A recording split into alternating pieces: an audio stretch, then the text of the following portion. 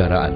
Usaha untuk mendapatkan laporan DNA, rakaman CCTV yang asal yang diambil di beberapa lokasi di tempat kejadian di kondominium Desa Damansara, Jalan Setia Kasih, Bukit Damansara dari tarikh 25 Jun hingga 27 Jun 2008. Kenyataan-kenyataan saksi termasuk pengadu Saiful dan kenyataan polis tidak dilayan. Namun usaha peguam untuk mendapatkan bahan itu ditolak oleh Mahkamah Rayuan dan kini menunggu keputusan muktamad Mahkamah Persekutuan. Meskipun menghadapi semua kekangan ini, Mahkamah Tinggi Kuala Lumpur menetapkan untuk mendengar perbicaraan terhadap Anwar pada 25 Januari ini. Ketidakadilan yang semakin memuncak dalam Mahkamah Sivil turut melebar hingga ke Mahkamah Syariah. Anwar berusaha mencari pengadilan di bawah Undang-Undang Islam dan memfailkan aduan qazaf terhadap Saiful. Aduan itu difailkan hampir 18 bulan lalu, namun Jabatan Agama Islam Wilayah Persekutuan tidak mengambil sebarang tindakan. Alasan yang diberikan Menteri di Jabatan Perdana Menteri Jamil Khair Baharom ialah Jawi perlu menunggu hasil keputusan Mahkamah Sivil sebelum bertindak.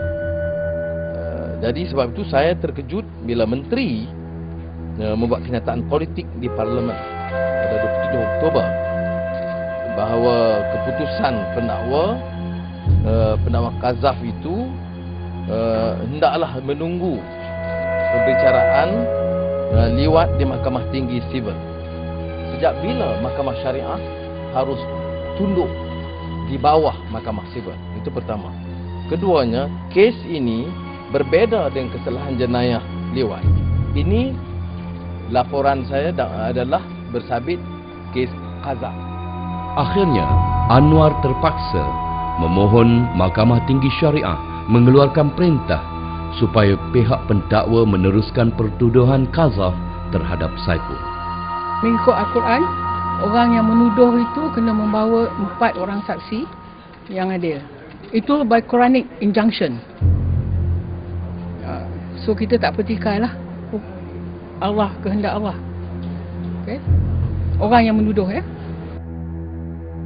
Sekali lagi Peguam Jawi dan Jamil Khair membantah sehingga mempertikaikan bidang kuasa Mahkamah Syariah mendengar permohonan itu.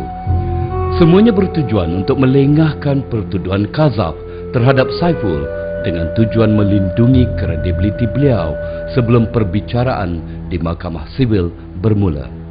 Jika Saiful disabit atas tuduhan qazaf oleh Mahkamah Syariah, segala keterangannya sudah tentu tidak bernilai di Mahkamah Sivil. Justru UMNO melakukan usaha terancang untuk melengahkan pertuduhan qazaf terhadap beliau. Usaha gigih Anwar untuk mendapatkan keadilan di bawah Undang-Undang Islam mendapat sokongan ulama tersohor antarabangsa. Pengerusi Persatuan Ulama Sedunia, Syekh Dr. Yusuf Al-Qardawi misalnya, mahu membawa kes fitnah terhadap Anwar ini ke sidang Jumhur Ulama Antarabangsa. Syekh Qardawi amat menyokong penuh supaya kes ini jangan ditangguh-tangguhkan lagi. Hendaklah segera diselesaikan dengan pendekatan syariah. Dan kalau ada mahkamah tertinggi di syariah di Malaysia, hendaklah diserahkan kepada mahkamah tertinggi syariah di Malaysia tanpa sebarang penangguhan.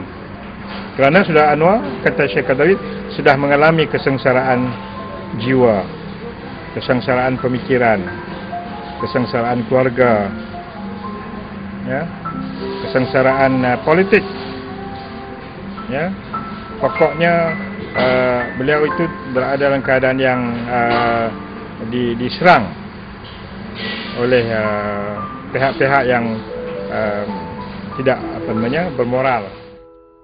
معاش المسلمون أكثر من شهر في هذه المحنة قبل أن ينزل الوحي ويبرئها قل إن الذين جاءوا بالإثم. Ayat-ayat yang menyatakan tentang fitnah ini dimulakan oleh golongan munafikin, ya, memang sangat banyak, tetapi Allah Subhanahu Wa Taala mendedahkan ya tipu daya mereka dan khianat mereka. اسمه حديث الإفك. الإفك يعني الكذب المختلق الذي لا أصل له.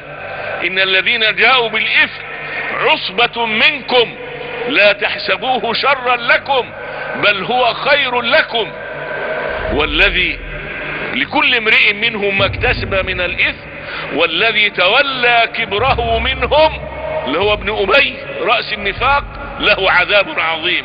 Dengan begitu mudah menjatuhkan martabat orang Islam yang lain, tidak mengambil kira tentang keburukan dan betapa jatuhnya maruah orang yang berkenaan ya tentang tuduhan-tuduhan yang palsu tersebut.